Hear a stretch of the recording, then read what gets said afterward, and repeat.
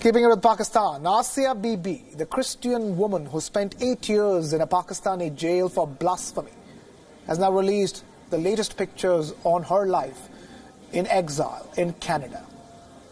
Her biography titled Freed at Last will be released today.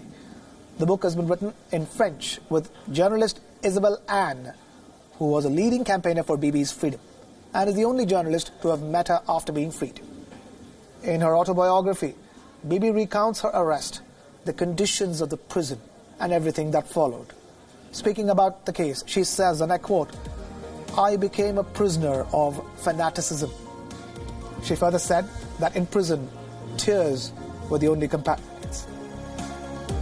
Describing the horrible conditions of the jails in Pakistan where she was kept chained, she says, "My wrists are burning me. It is hard to breathe. My neck is encased in an iron collar that the guard can tighten with a huge nut. A long chain drags along on the filthy ground.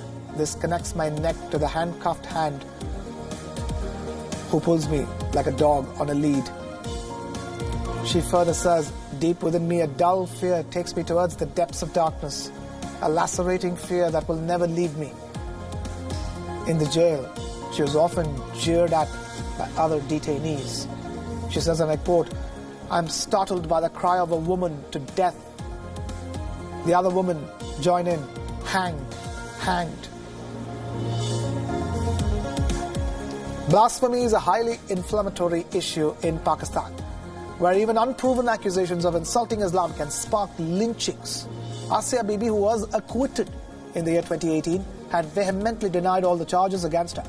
In her biography, she argues that the Christian minority in overwhelmingly Muslim Pakistan still continues to face persecution. She says, and I quote, "Even with my freedom, the climate for Christians does not seem to have changed, and Christians can expect all kinds of reprisals. They live with the sword of Damocles over their head." Bibi, soon after being freed, flew to Canada, where she was reunited with her family. They're all believed to be living under assumed identities at a secret location, still getting death threats from extremists. She says, and I quote, "In this unknown country, I'm ready for a new departure, perhaps for a new life. But at what price? My heart broke when I had to leave without saying goodbye to my father or other members of the family. Pakistan is my country. I love my country, but I am in exile forever." Unquote.